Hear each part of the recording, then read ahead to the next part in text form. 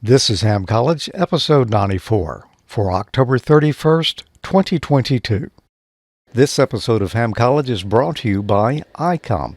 Keep your competitive contesting edge with ICOM.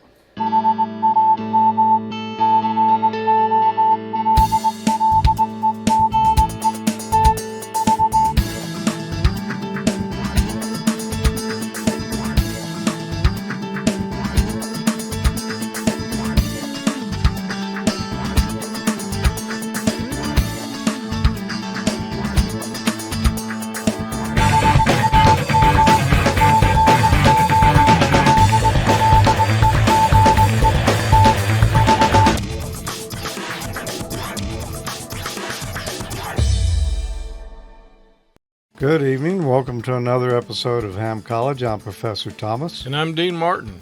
And Dean Martin needs your help. He needs somebody's help.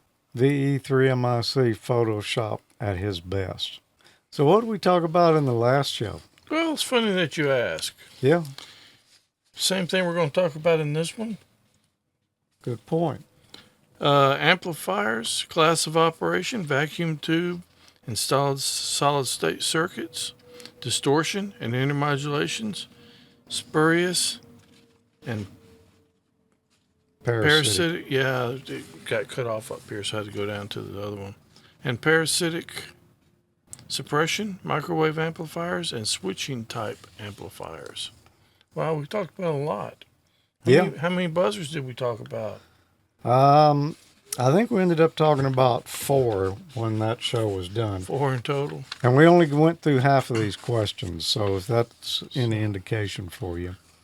These are a little tough here the last couple of months. Yeah. In figure E7-1, what is the purpose of R1 and R2? A, load resistors. B, voltage divider bias. C, self-bias. Or D, feedback. What is the purpose of R1 and R2? Looking at that circuit, yeah, I think I know what this is. It's biasing that transistor. And it's not a load resistance because the load is out there where the output is. Like right there. Mm-hmm. These are on the other side. So it's not that. It's not feedback because R1 over there is going up to the positive voltage. Although that also runs around to the output, it's not being used for feedback. Self-bias. No, because that voltage is being obtained from the power supply up there to do the biasing on the base. So it is 2 resistors, R1 and R2, and they're in series like that, and typical name for that type of circuit is a voltage divider. So I'm going to go with B, voltage divider bias. Okay. But it looks like everybody in the chat room that answered is choosing B as well. True, they are. So I feel good about that answer. Yeah, as voltage well you divider should. Bias. Good job. Here, we'll do that. We hadn't done that in a while. We hadn't. Just show the circuit with nothing but R1 and R2 in it. They did not give us values for those two, but I'm just saying, let's just call them both 1K ohm. If we got 12 volts going in the top and ground at the bottom, if those resistors are the same, right in the middle is going to be 6 volts. And that was feeding the base of the transistor. So that's why you call it a voltage divider. Those 2 resistors divide the voltage. You could use different values. I mean, they don't have to both be the same thing, and you'd end up with different voltages. I actually did a segment about that. Oh, yeah, it seemed like you did. In figure E7-1, what is the purpose of R3? Is it A, fixed bias, B, emitter bias, C, output load resistor, or D, self bias? Well,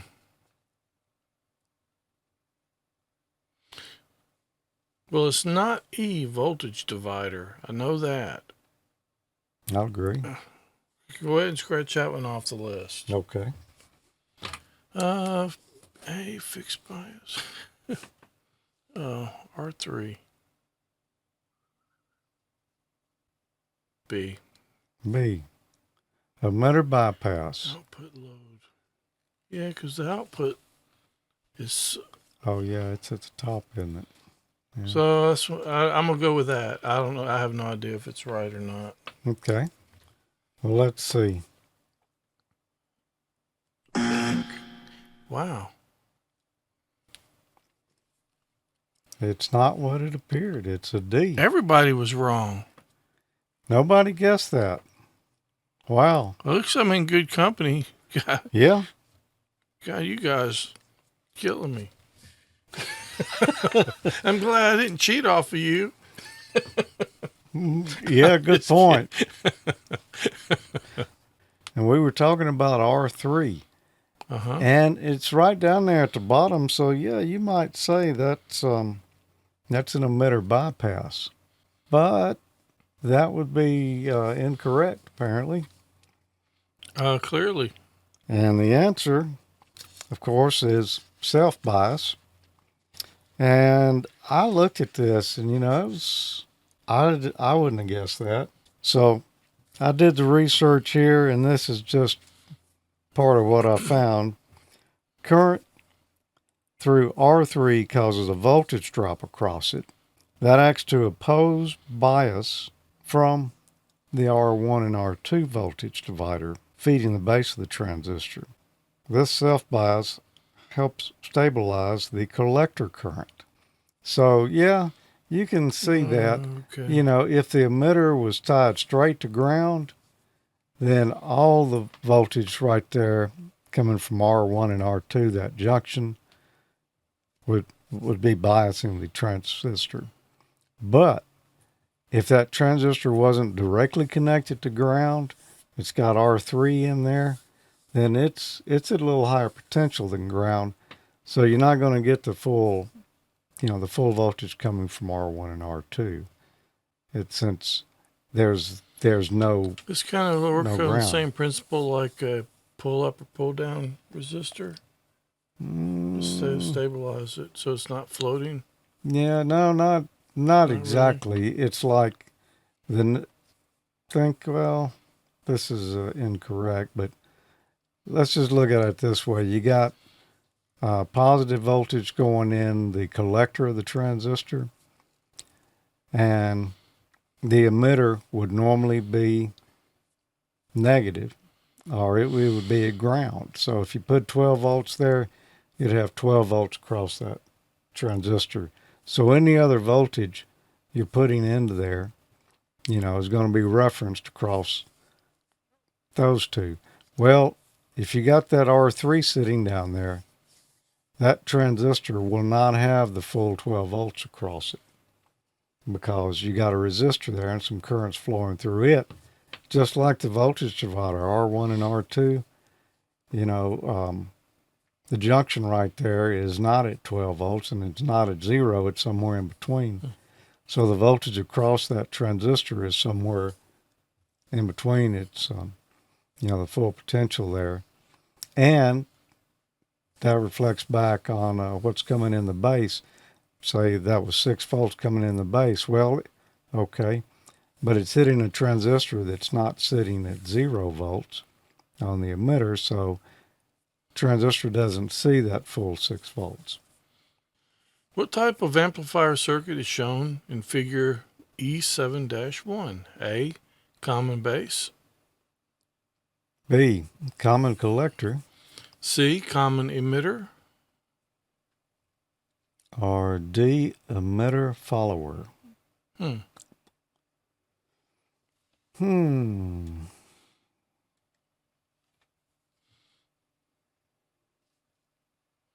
I'm going to say it's not a common base.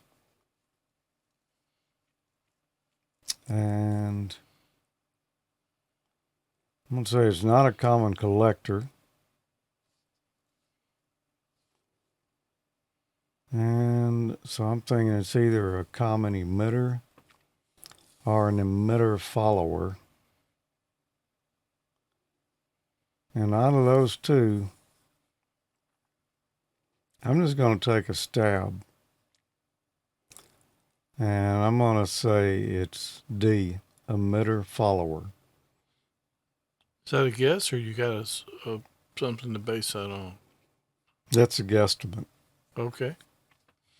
Hey, let's do some of my best work like that. Well, I know it's got something to do with the emitter, so I'm halfway there. What's the chat room saying over there? D. The ones that have had enough nerve to answer have put D. Okay. Oops. Well, there you go. I'm in good company. All right. I can't believe you actually did it. Oh, for a buzzer. See, I'm off my game tonight. I never have a buzzer. You never fist bump on one. No, that I don't. might be the first time. I don't. Yeah. I tried pulling that on you last time too, and you caught it. That's how much it threw me off missing it. A common emitter. That happens, man. These are some tough ones. Well, I don't see why you would call that a common emitter. Let's see. Do I have any explaining on that?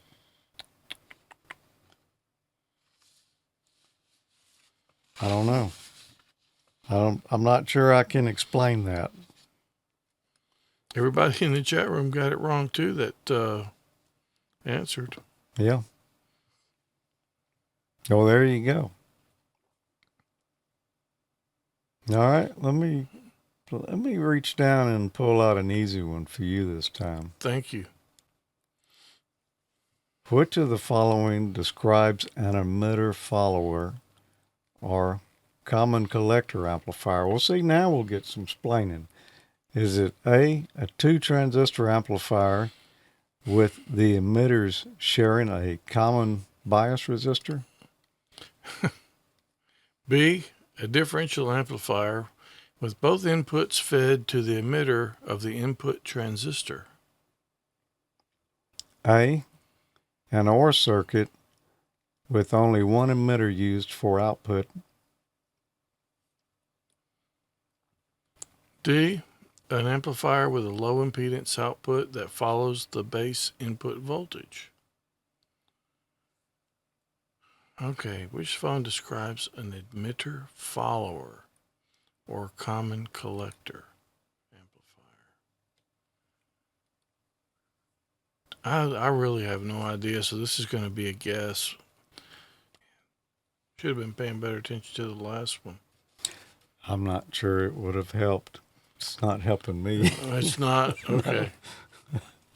I'm going to guess. I'm just going to guess A, common an emitter follower. I just really don't have any idea.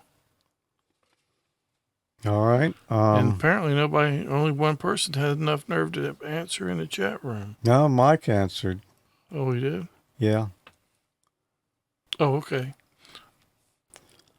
Okay, I see some others must have too then. Yeah. We're off to a rocky start tonight here. Yeah, it's not looking good. I think I'm getting called to work. No, I didn't hear anything.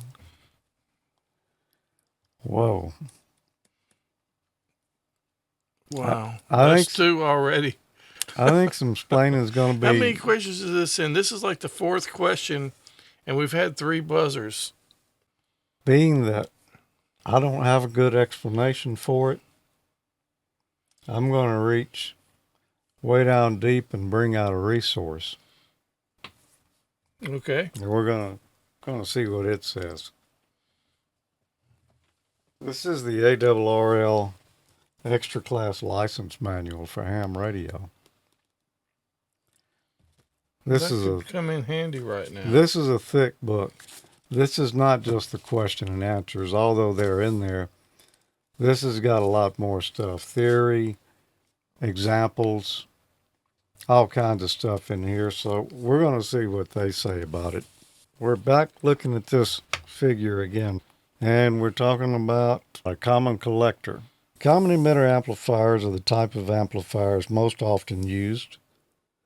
So we'll use that as our example of an amplifier circuit operation. You can recognize the common emitter circuit by the value of the resistance in the emitter circuit, R3.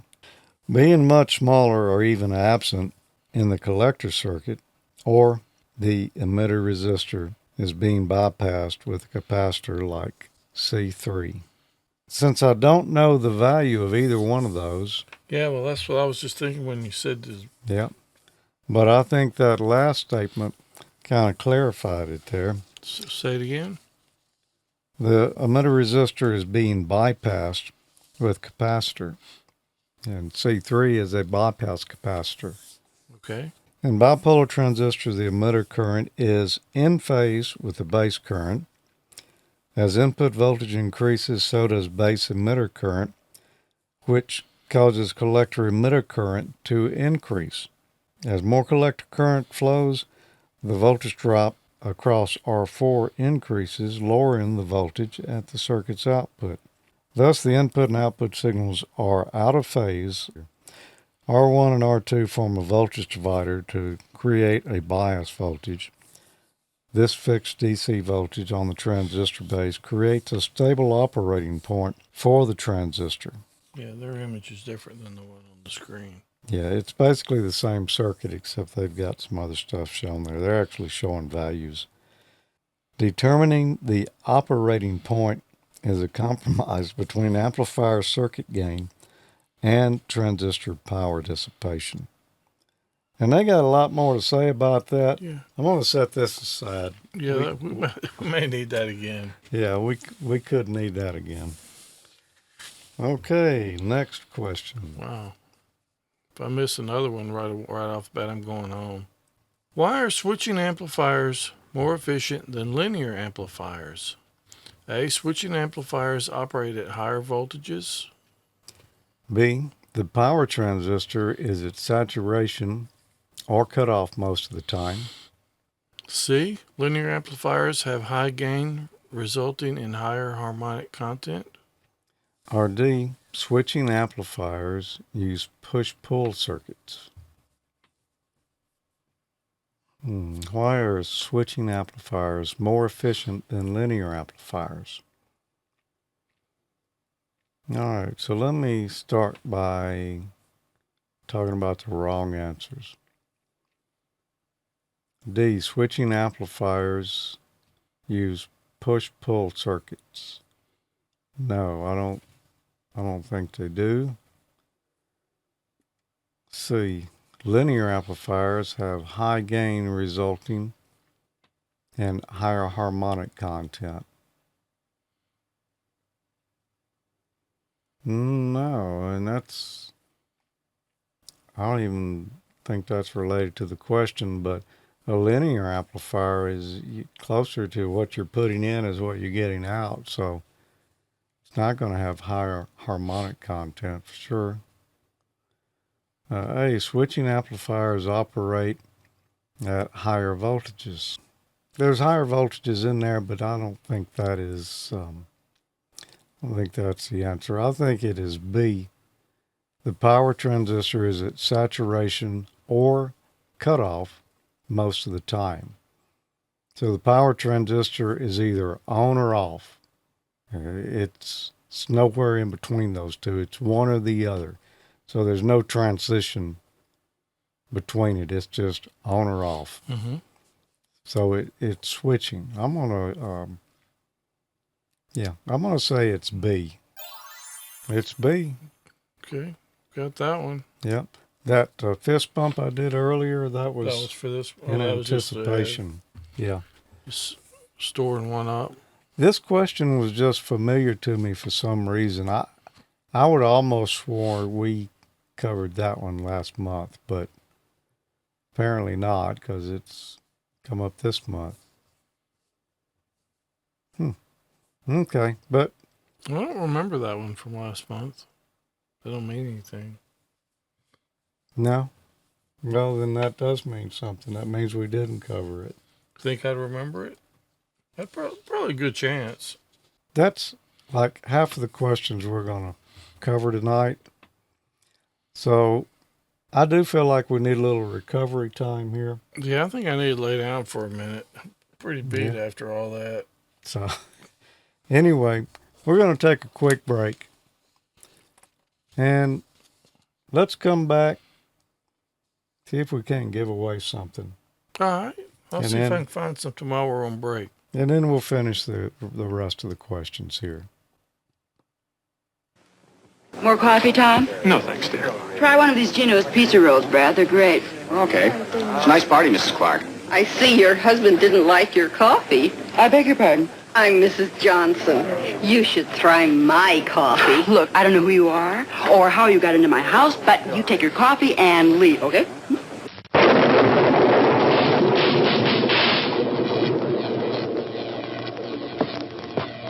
Igor, go and get me what I crave.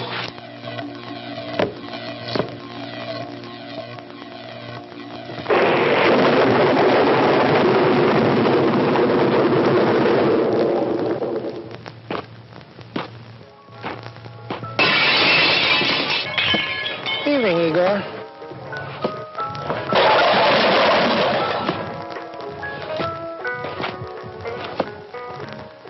If you want a better orange soda, made with more natural orange flavor than ever before, try Shasta.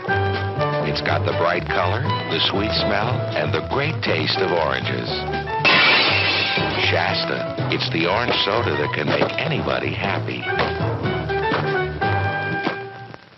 Keep your competitive contesting edge with ICOM. ICOM's high-powered base stations cut through pileups, letting you work the bands and record those contacts. Contest from the comfort of your home or remotely with the RSBA One app. Heard it, worked it, logged it. The IC7300 is a high-performance, innovative HF transceiver with a compact design that will far exceed your expectations. This innovative HF transceiver digitizes RF before various receiver stages, reducing inherent noise in different IF stages. The IC7300 changed the way entry-level HF is designed. RF direct sampling, 15 discrete bandpass filters, large 4.3-inch color touchscreen, real-time spectrum scope, and SD memory card slot. The real HF fun starts here. Create your own band opening with the IC9700. This transceiver brings direct sampling to the UHF-VHF weak signal world. This all-mode transceiver is loaded with innovative features that are sure to keep you busy. Faster processors, higher input gain, higher display resolution, and a cleaner signal. 4.3-inch color touchscreen TFT LCD, real-time high-speed spectrum scope, and waterfall display. Smooth satellite operation with 99 satellite channels, dual watch operation, and full duplex operation in satellite mode. ICOM's IC7610 is the SDR every ham wants. This high-performance SDR can pick out faint signals in the presence of stronger adjacent signals. The ICOM 7610 is a direct sampling, software-defined radio that has changed the world's definition of an SDR transceiver. RF direct sampling system, 110 RMDR, independent dual receiver, dual digicell. ICOM's IC7851 gives you a new window into the RF world and is HF excellence unparalleled. With faster processors, higher input gain, higher display resolution, and a cleaner signal, it's truly the pinnacle of HF perfection. Dual receivers, digital IF filters, memory keyer, digital voice recorder, high-resolution spectrum waterfall display, enhanced PC connectivity, and SD memory card slot. Learn more about all these great ICOM radios at icomamerica.com/amateur. Into the deepest jungles went Pressman toy makers looking for something new. The secret they brought back for you is incredible.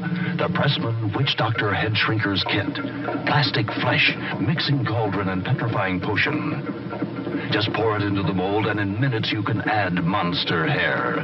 Paint it with a coloring kit included or make up your own decorations. In 24 hours the heads shrink down. Now shrunken heads for all occasions. Collect them, swap them, give them to your Witch Doctor friends. You can always cook up more with Pressman's Witch Doctor Head Shrinkers Kit. What do you say we give away something? I found something. Oh. Let's go with this good-looking shirt. Nice ICOM Ham Crew t-shirt. What do we say? Look just as good when you leave in the Ham Fest as you did when you got there. Okay. Well, if you'd like to win one of those, we got a way you can do that. You send an email to hamcollege@AmateurLogic.TV. You don't have to say much in it. All you need is a name and an email address. You don't even need a license to wear a shirt like this, do you? No, you don't. You don't have to have one. And if you don't have one, then this is a good place to come. Yeah, you're in the right place. To learn about getting one. You probably wouldn't start out with your extra as your first test, though. You wouldn't. You may want to go back and watch the technician stuff first if you don't have a license at all. Although there are people who've just sat down and did bam, bam, bam, all three tests in one sitting. Now, no one here, certainly, but that has happened before. Every month we throw these out. You know, we don't hang on to the entries. So after the show tonight, just drop us an email, hamcollege@AmateurLogic.TV, and you can say hello or whatever you want to, or you don't have to say anything. That's your option. Except your name. We do need a name so we can say so-and-so won. Yep. But you can, give us a little encouragement or a nice note in there if you want to. Let's just see who was our lucky winner this time around. I did a random drawing before the show tonight, and this is who won it right here. The message comes in with the subject, contest, and the body of the message, Mark Marlowe. Congratulations, Mark. And that's all he had to say. That's all he needed to say. That is. So congratulations, Mark. ICOM will be getting in touch with you. I just happen to have another email. Right here on the back. He sent you a two-sided email? No. This one is not a winner of this particular contest. He's a winner. Definitely, he is a winner. Oh, yeah? I don't know anyone who has accomplished everything he's accomplished here. And he just sent me an email, back in middle of September. Uh-huh. And I was just going to share it with you here because it's not everybody that can claim this. He's actually in the chat room. Oh, he is, isn't he? Hello, Prof and crew. I'm Prof. Prof? Yeah. Congratulations on the 17th anniversary. And that 17th anniversary of Amateur Logic just occurred, and that was our last episode. So he wrote this right after the middle of last month when we had that show. I have only 4+ years, but between the Cosmic Lord and both shows and Ham Nation, I now have my extra, and I still never made a CQ. Oh, wow. Contact. We need to fix that. But first of all, congratulations. Yeah, that's from Bill, KC9TPR. Yeah, congrats, Bill. He's definitely in the chat room, or he was. Yep. So that is quite an accomplishment, and never on the air yet. So somebody sooner or later is going to talk to Bill, and it's going to be a special you so. Yeah. I'll set one up with him and talk if he wants. But get out there and do it, Bill. Yep. Wow. Awesome. Congratulations. Yeah, congrats. That's awesome. You know, we should have had him here tonight explaining and answering some of these questions for us. Because he's done a lot more recent than we have. Yeah. What is one way to prevent thermal runaway in a bipolar transistor amplifier? A, neutralization.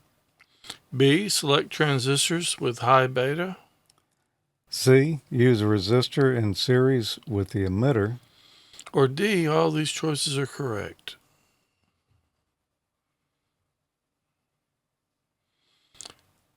I'm going to go with C because we just kind of touched base on that with that diagram was up there. About it stabilizing voltage, which I guess would directly turn into heat. I'm still going with C. I think that's the answer. Going with C. What's everybody else doing? Oh, it's all over the place. Oh, yeah. I feel another buzzer coming on. Everybody who really answered it, well, no, I can't say. They were all over the place. But we had a lot of not answers. Let's find out. It's probably D. I don't think it's D. Oh. Use a resistor in series with the emitter. This is a banner moment for me this evening. Because I think this may be the first one I've gotten right yet. I haven't been keeping score, but it could be. Well, congratulations. It's about time. I've been holding back. Yeah. But, you know, this question could be on your exam or it might not be on there, and the previous ones might not be on there. So you don't know what you're going to draw. Yeah, I think Arnie put it in the exam. chat room earlier. There's like 600 and something, 633 or something like that total questions in the pool, and you're going to get a random 50 of them. Yeah. So. And you got to have a 70%, I believe, to pass. Yeah. These are tough. What is the effect of intermodulation products in a linear power amplifier? A, transmission of spurious signals. B, creation of parasitic oscillations. C, low efficiency. Or D, all these choices are correct. What is the effect of intermodulation products in a linear power amplifier? Intermodulation. Well, let's go through some of these. First, I'm sure it's not D. All those things are Well, there's not a lot correct. of people in the chat room saying it's D. Oh. I probably shouldn't have said that. Although you can't go by them tonight. They normally get them pretty much right, and they missed all the same ones we did. So, B, creation of parasitic oscillations. You might think, well, it's got intermodulation products, but that's not oscillations. That's just where frequencies have mixed, or it's a type of distortion. So it didn't create oscillations to be intermodulation. It's just sort of spurs off of, whatever signal that you're trying to pass through it. So it's not B, creation of parasitic oscillations. So that leaves either A or C in my mind. Low efficiency, well, I would think maybe, if you got a lot of intermodulation products in there, you're not putting as much of your signal where you intend because you're spreading it out. Well, what's the other answer? A, transmission of spurious signals. That that is it. Because we know intermodulation is going to have some spurious signals out there. I think I said that a moment ago. That would have been my guess. Yeah. It's not just the frequency that you're trying to pass or the signal you're trying to pass. It's all these others that kind of harmonically or non-harmonically related spurs that come out that amplifier. So yeah, A, transmission of spurious signals. So what did we think? Well, a lot of people said A. Some said D. Yeah, if you scroll up, there's a lot of D's. Yep. Well, let's see. I mean, this is a very tricky one right here. You would think intermodulation, well, that's junk you don't want in your signal. Yeah, it's spurious. I could see how you would think it could be D. Yeah, and I could see, you could think it's parasitic oscillations, but that's not actually what it is. It's other stuff you don't want, but it's not oscillating. And low efficiency, you would think that too, but yeah. Let's see. Transmission of spurious signals. Mm-hmm. So I knew the answer. We're on a roll. We got 2 in a row. True. I don't think there's many left to go here, so let's go for a perfect score. Why are odd order rather than even order intermodulation distortion products of concern in linear power amplifiers? A, because they are relatively close in frequency to the desired signal. B, because they're relatively far in frequency from the desired signal. C, because they invert the sidebands, causing distortion. Or D, because they maintain the sidebands, thus causing multiple duplicate signals. All right, you got this one. Do I? Yeah. Why are odd order rather than even order intermodulation distorted products of concern in linear power amplifiers? Relatively close in frequency. I don't really know. I'm going to go with A. I'm pretty sure that's going to be wrong. Okay. Oh, yeah. If you missed it, you won't be alone, just like most of the questions Yeah, tonight. but this will be the most I've missed ever. No. On one show it is. Okay. Well, let's see. I told you got this, right? You told me. Oh, wow. Look at that. Here, you deserve another. Let's sweat that one out too, Yeah. man. Wow. Yeah. Wow, nobody else picked that in there either. Why are odd order Oh, I rather do. I see one. than even order intermodulation distortion products of concern in linear power amplifiers? Yeah, A, because they're relatively close in frequency to the desired signal. What is a characteristic of a grounded grid amplifier? A, high power gain. B, high filament voltage. C, low input impedance. Or D, low bandwidth.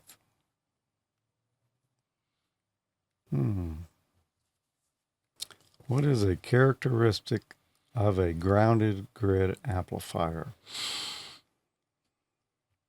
Well, let's talk about that a moment before I just jump right in and give an answer here. You know, grounded grid amplifiers, the grid of the tube is connected to ground, as would kind of seem obvious there. But one characteristic of it that is not listed here is they don't take as many parts to build. Okay. They don't require as many components. So they're very popular in ham radio applications, on tube type linear amplifiers. And there are a good many FM broadcast transmitters that have grounded grid as well. That's the way they're connected. Now, I don't have any, and in my career, I've only ever had one transmitter that was like that. Usually it's the less expensive ones because they don't take as many parts, but it's a pretty common circuit. So I do know a couple of things about it. Let's see. First, that tube could be used for a grounded grid or, you know, any other type of amplifiers. It's the same tube. So A, high power gain. Well, you're looking for gain out of an amplifier. I'm not sure about that answer, but let's look at the others. B, high filament voltage. No. Whatever the rated filament voltage is on that amplifier, that's the filament voltage no matter how you connect that amplifier up. So it's definitely not that. D, low bandwidth. No, the tube still has whatever the bandwidth it started out was, but the components that you put around it, that's part of the amplifier too, and that's going to affect your bandwidth. And I don't think low bandwidth would necessarily be a desirable feature. So C, low input impedance. And that's going to be my answer. I'm saying it's grounded grid amplifier has low input impedance. What are they saying? Well, I wouldn't have thought A or D would have been it, so I would have probably guessed between B and C. Okay. But it probably would have been a coin toss from there. Okay. Well, let's see. I see you got it right. Here. I did. And that is a real popular amplifier circuit. As a matter of fact, I'm not sure about all, but a lot of the Ameritron amplifiers are grounded grid. Probably a lot of other brands of amplifiers are as well. It's just a very common circuit, low cost, and there are some advantages to a grounded grid. Some, like I say, FM broadcast transmitters use it. I'm not sure about AM transmitters. I don't recall seeing one that had a grounded grid. But all amplifiers are not grounded grid, and the majority of the FM broadcast amplifiers or transmitters are not grounded grid. But some are. Particular line of them are. So let's look at a grounded grid. And there's an example circuit right there.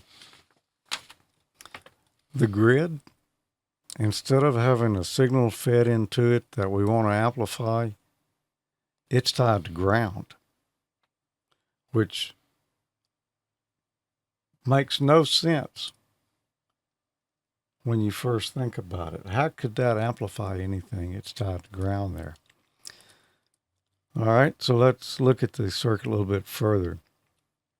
If we follow the filament there at the bottom of the tube, that's going on down to the filament voltage, which is going to be the same no matter how you connect that tube.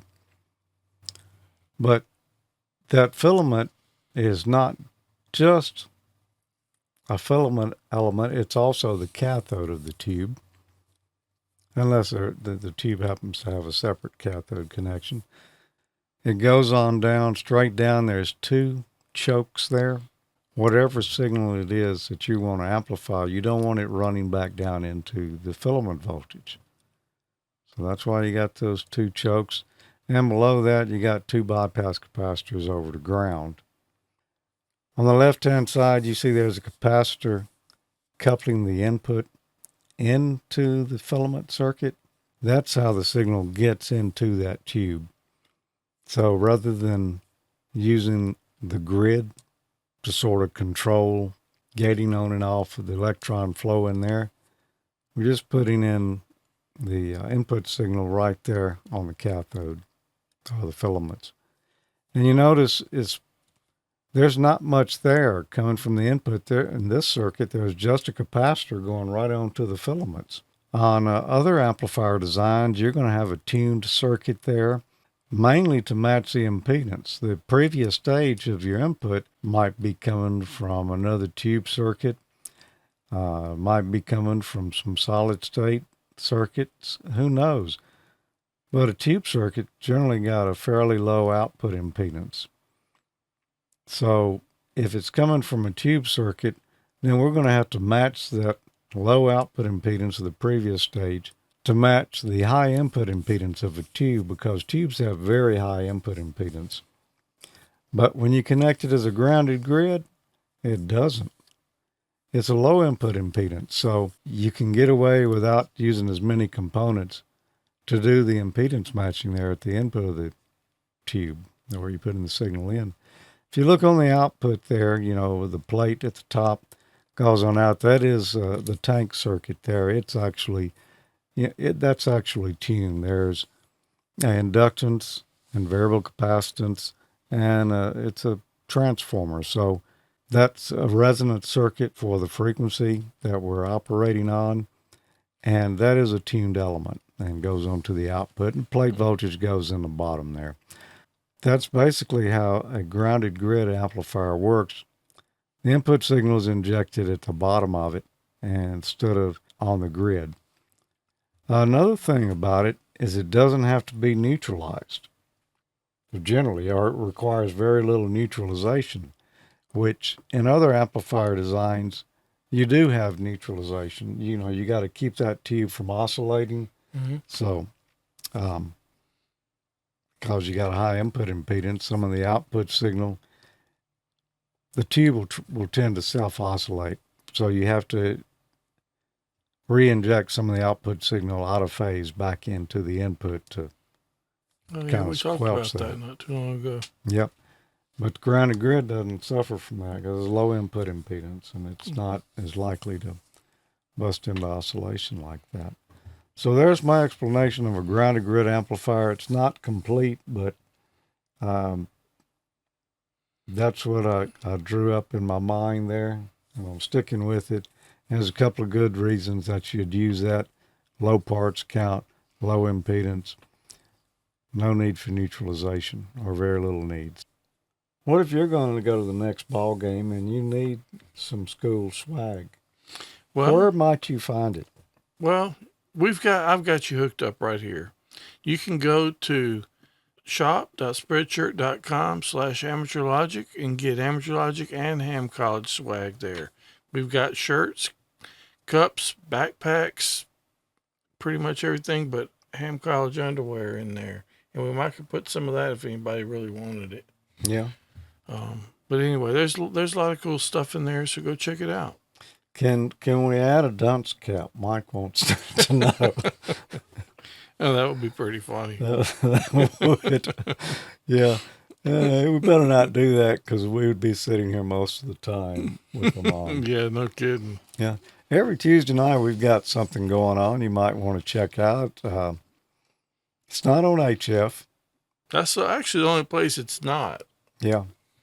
But it's just about everywhere VHF and UHF and IP.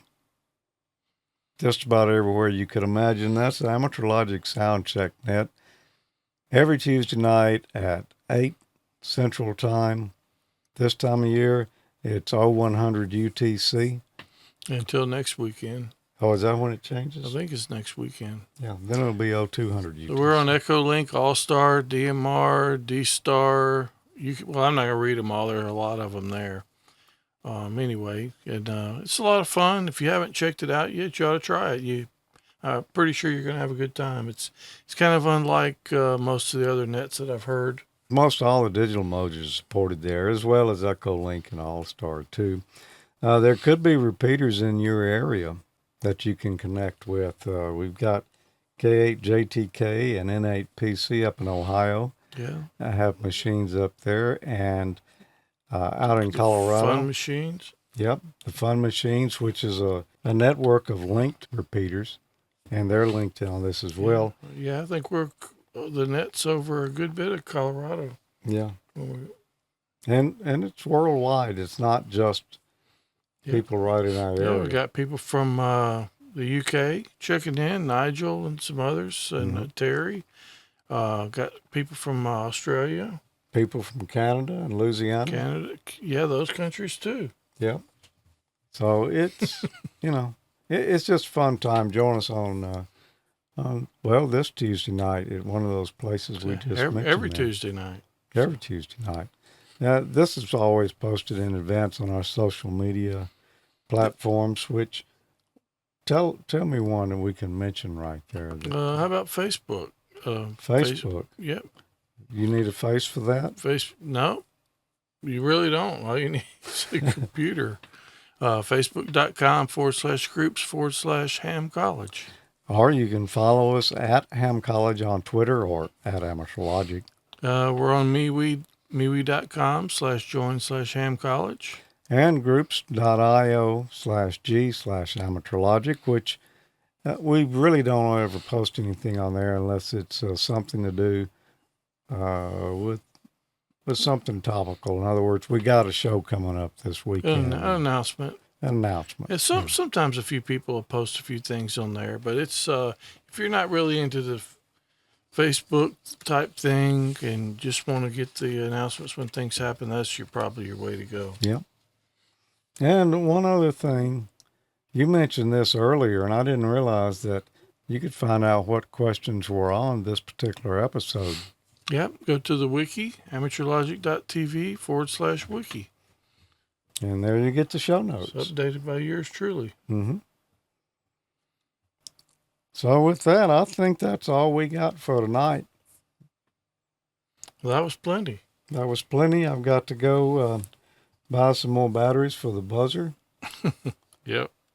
So anyway, thanks for joining us, and join us back here again at the, it'll be the Thanksgiving episode because this was a Halloween episode.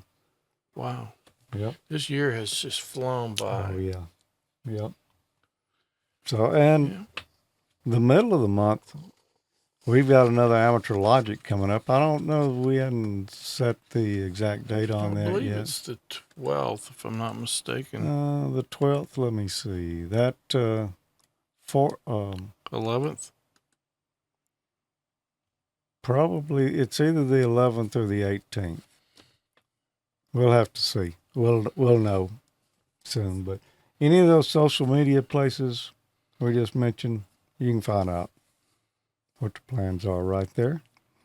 And thanks everyone in the chat room for being here tonight. We'd like to see what you guys got to say over there. And it's probably not a good night to cheat off of them. But no. Not a good night to cheat off of us either. No. So, but there you go. Yeah, just do your study and you'll be fine. Yeah. All right, 73 everybody. Thanks for joining us. Yeah, 7-3.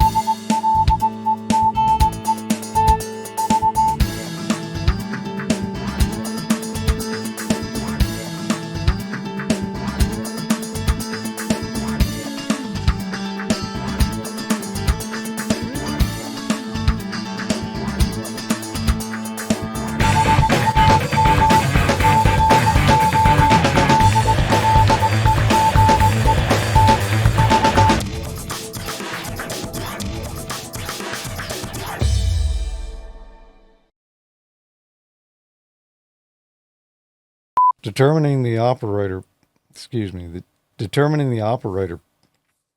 one more time. Determining the operator. There you go, Arnie.